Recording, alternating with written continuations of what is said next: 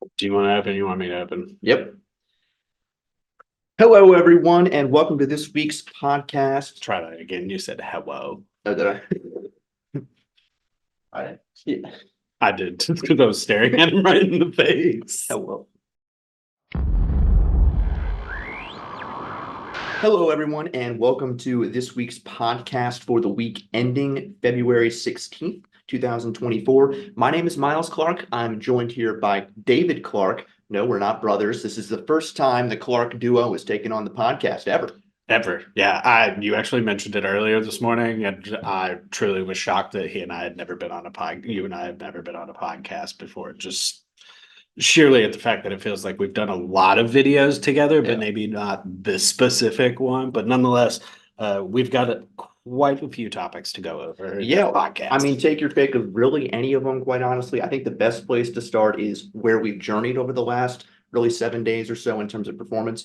Pretty mixed week for the major names we typically look at, but a positive week for the domestic equity indices. S&P 500 up about 11 basis points. Russell 2000, one of the big winners, even though it maybe didn't look like that was going to be the case over the last 24 48 hours or so ago. We'll talk about that more in just a minute. Russell 2000 up about 3.5% for the last week. Nasdaq Composite up about 1% as well.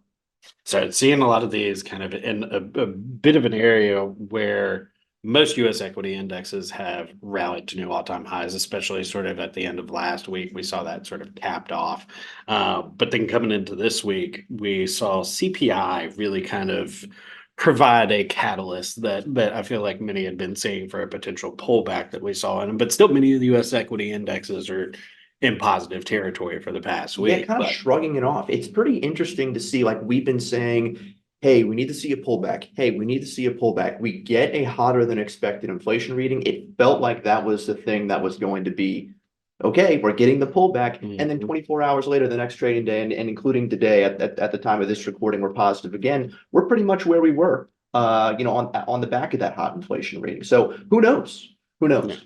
And many of the U.S. equity indexes, we kind of are in that similar situation. We saw, like you said, brief exhale to only then return to X's and in some cases return to all-time highs. But we did see some charts at least have some pretty significant change. And one of them, not on the U.S. equity front that we've been watching for what's probably been a couple of weeks now, is that TNX chart, which did break out after we got that hotter than expected inflation print. But even then, conversely, we saw the AGG give a sell signal, but then even today's action, we're seeing AGG reverse right back into X's and rebound off of that near-term low. So it's sort of we get this initial reaction. There's been one pretty decent down day, and then it's resumption is normalized. Yeah, it's kind of interesting because you're not seeing rates posting that buy signal like you mentioned on TNX at around 4.2 or so. Now seeing at a chart reading of 4.3. Those aren't levels that we haven't seen since September or so of last year.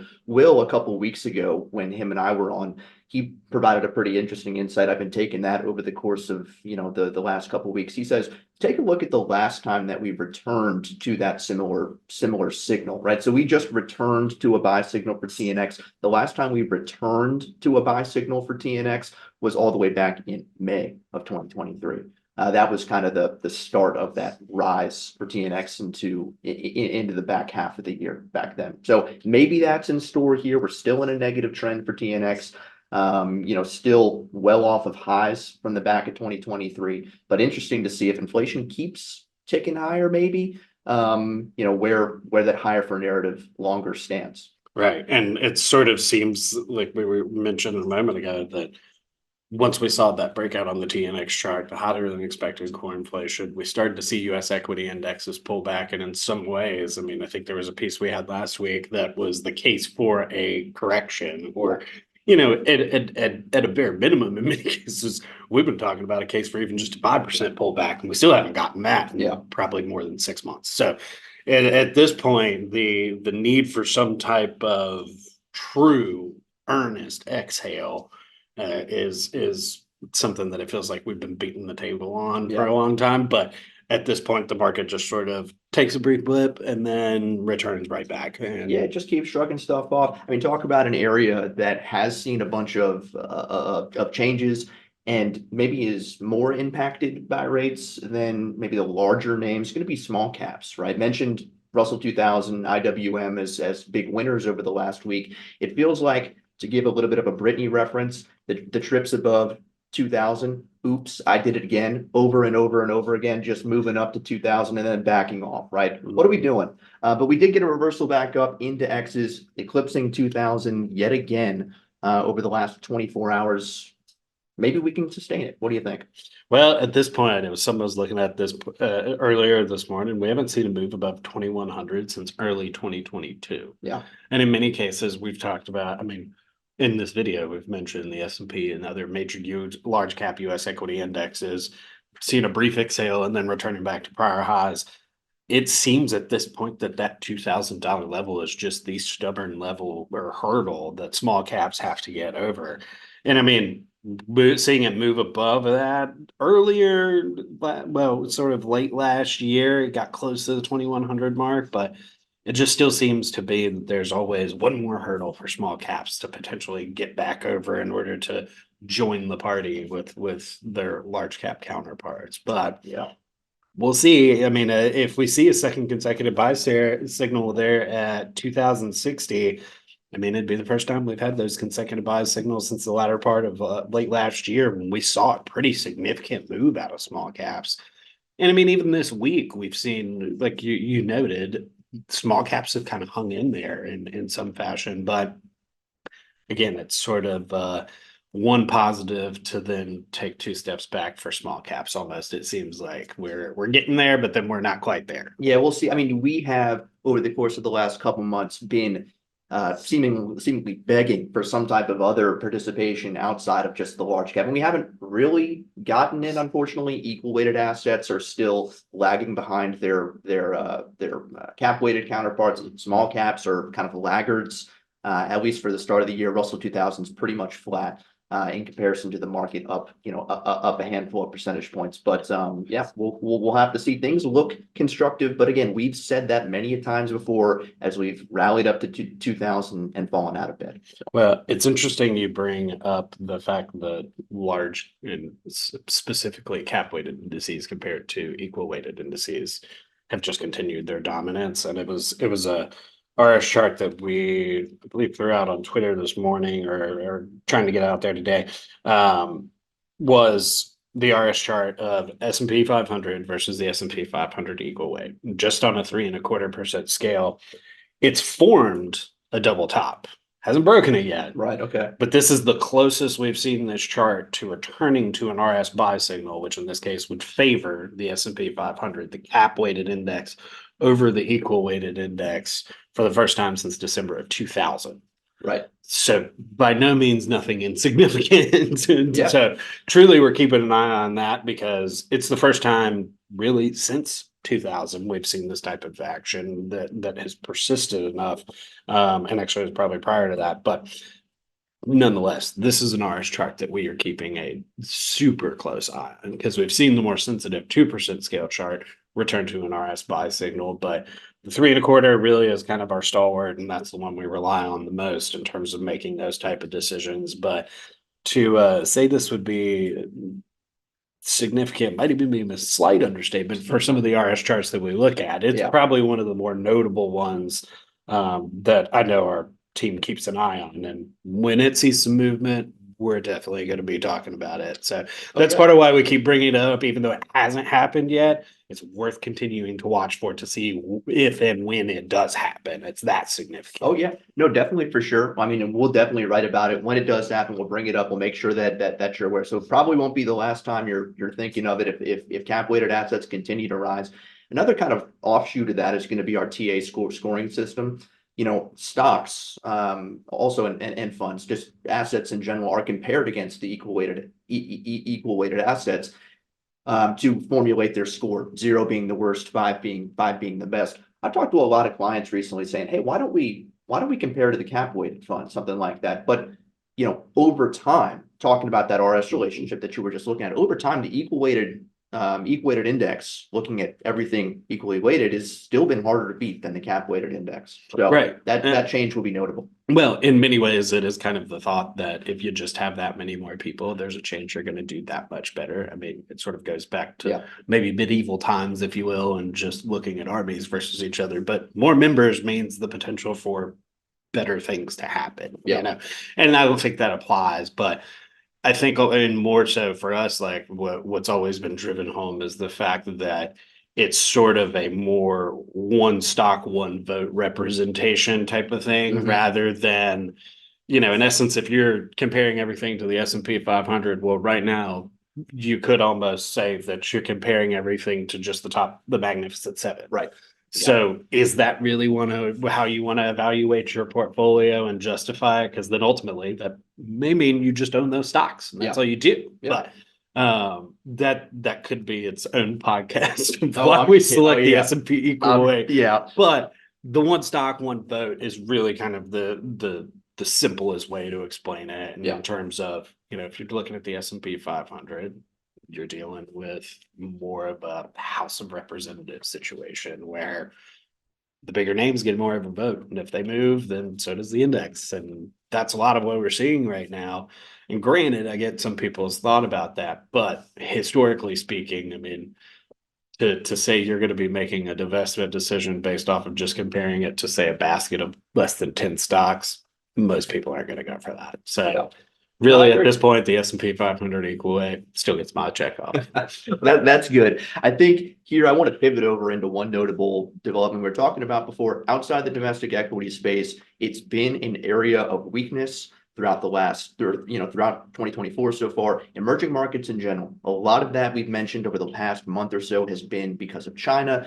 It seems to have found a at least near-term bottom. That's by no means a recommendation that we go long on China, right? It still scores historically bad on the NDW. It does platform. Not check all the boxes. Exactly. Yeah. But in terms of at least a near-term bottom for China, looks like we've, kind of found some footing. That's been a boost for emerging markets over the last week or so. We talked about that as, a catalyst for that upside participation over the last week or so. That chart for EEM, that's a pretty interesting one. What do you think about that? So coming up, like to test that bearish resistance line here, move above 41 technically would move it back, EM back into a positive trend. Near term, definitely a silver lining and would give that score a little bit of a boost there, potentially above 3 if we saw that positive trend reversal. But even then, looking up ahead, there's pretty decent resistance there in that 42, 43 level. So I guess in a way, it just further offers confirmation of what we said a moment ago, and that this is near term. It is showing some improvement, but it truly is like this may be the starting of the hike of Mount Everest type situation, and maybe not the greatest comparison, but it's the start of something, and there's more things that need to be done in order for it to really kind of improve enough so from a technical perspective to deserve our attention or potential overweight. Yeah, I agree. And when you are looking for international exposure, you have to keep an eye on the US dollar. That's one you're looking at frequently. Other areas within that kind of Asia part of the globe are still better. Taiwan has seen some recent improvement. Check out our international feature that I think it was Ian put in the report yesterday. Japan is still scores nicely. So there's still a lot of other Latin America. That's obviously not near Asia, but another region that looks good. Another region that looks good. So there's plenty of other options besides China, but that's going to be a larger weighting in a lot of these broad emerging markets funds. Something to watch if we do see some continued upside action for that part of the globe. Well, I think we've covered most of our major topics here. I know you typically like to wrap up with a fun something in the back pocket. So we're coming up on the back of on kind of wrapping up earnings season, if you will. So I said to David, hey, let's each grab a winner from earnings, or maybe a loser, whatever you want. But let's say one winner from the back of earnings season that we can chat about and call out. So I'll let you start. I'll let you do the honors. What's your stock? Well, I don't know if when you said winner, if it just sort of coincided with my racing background, but my winner after earnings, especially in its recent chart action, is Ferrari race. All right. So RACE, It's a 5 for 5er, returned to a buy signal earlier this month following earnings, rallied to a new all-time high at that point, has somewhat consolidated, building some nice support there in the 370s level, has now reversed back up to 388.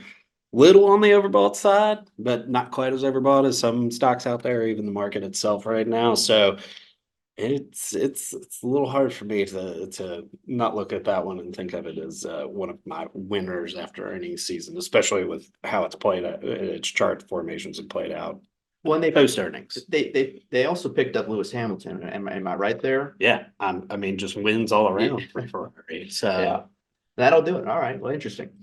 For me, I think my winner is going to be Walt Disney.